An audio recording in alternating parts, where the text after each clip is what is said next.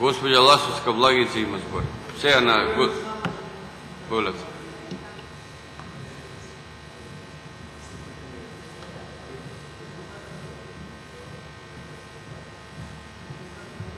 Благодарам, почитуван председателе, почитувани колеги, почитуван господин Мемети. Пред нас се наоѓа годишниот извештај на омбудсманот на Република Македонија, во чијашто надлежност е заштитата на човековите права, кој како независен и непристрасен орган придонесува во развојот на демократијата во нашата држава. Според обемниот материјал, може да се констатира дека народниот првобранител имал доста работа, што покажува пак дека граѓаните го користат своето право на жалба, што значи дека демократските процеси во Република Македонија се одвиваат нормално и државата им го обезбедува на граѓаните ова неприкосновено право. За поздравување се напорите и работата на народниот правобранител, бидејќи од приложениот извештај се гледа дека скоро и да немало област каде што нема реагирано по представка на граѓанин и истите позитивно се решавани. Овие податоци секако дека водат кон констатацијата дека Република Македонија е зрело демократско општество. Меѓутоа, почитувани колеги, моето внимание го привлече констатацијата на народниот првобранител на страна 38, а која се однесува на екстерното тестирање. Дел од овој извештај го спомна и колешката Светлана Карапетрова и вели: со начинот на кој се реализира екстерното оценување се прекршуваат правата на децата. А на страна 34, 35 и 36 наведува примери од констатираните прекршувања. Морам да реагирам, бидејќи се работи за погрешна и нецелосно утврдена фактичка состојба од страна на народниот правобранител, а самата констатација дека се прекршуваат правата на учениците воопшто не е на место, особено ако се знае дека целта на електронското екстерно тестирање е објективноста на оценувањето на наставниците, а пак крајната цел на оваа образовна реформа, верувам дека ќе се согласите со мене, е квалитетот на образованието во Република Македонија. Како заменик директор на Државниот испитен центар, бев директно вклучена во организацијата и спроведувањето на екстерното тестирање. Бидејќи за прв пат во Македонија се спроведе една ваква голема образовна реформа, најодговорно тврдам дека сите учесници во овој процес, Министерството за образование и наука, Државниот испитен центар и сите останати образовни институции беа крајно внимателни во спроведување на истата. Имаше проблеми од технички карактер, но истите навреме беа решавани. Укажувањата кои дојдоа од народниот правобранител, а беа по представка на родител или ученик, лично ги следев и задолжував стручните служби да пристапат кон нивно разрешување и во законски утврдениот рок за одговор многу експлицитно се препраќаше одговорот до вас. Но ќе потенцирам дека вакви представки беа најмногу 8.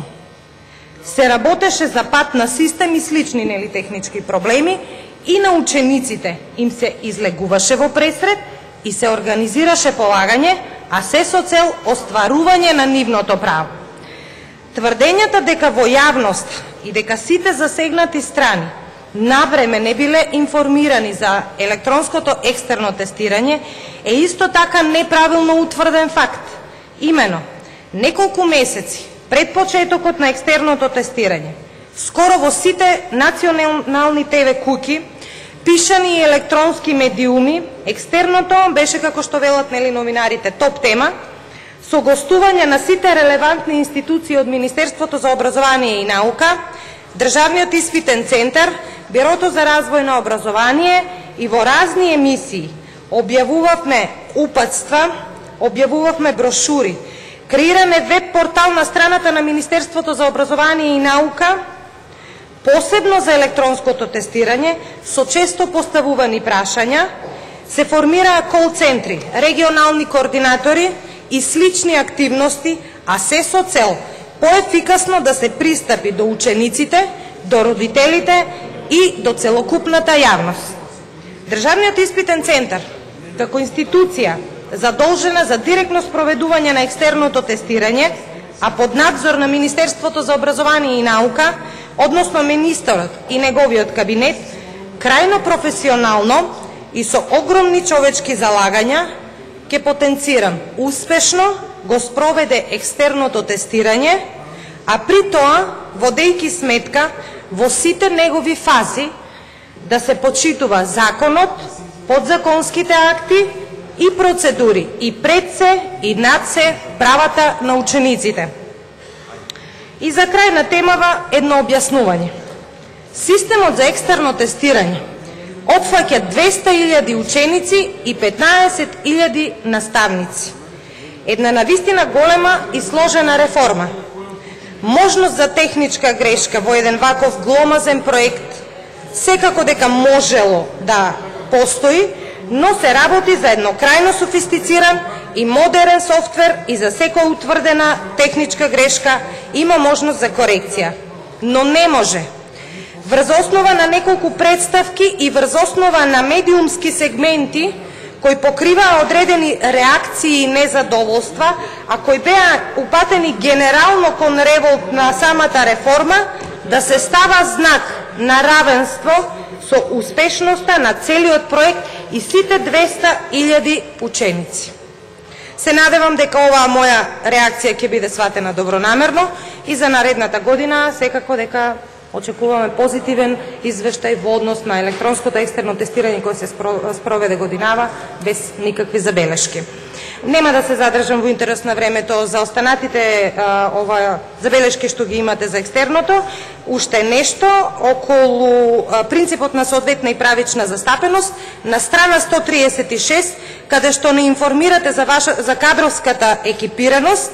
Велите дека има 33 македонци, 31 албанеци, ги набројувате останатите.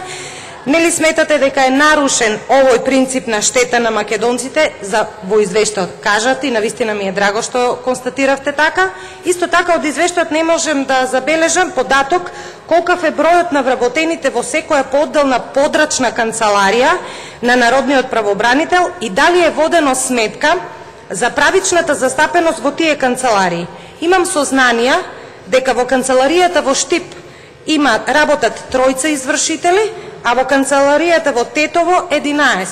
Прашањето ми е на што се должи, доколку тоа е вистина, прашањето ми е на што се должи овој принцип на распоредување на човечките ресурси и за крај би го прашала народниот правобранител дали при поставувањето на раководниот персонал, односно замениците на народниот правобранител, е почитуван принципот на соодветна и правична застапеност. Ви благодарам. Благодарам.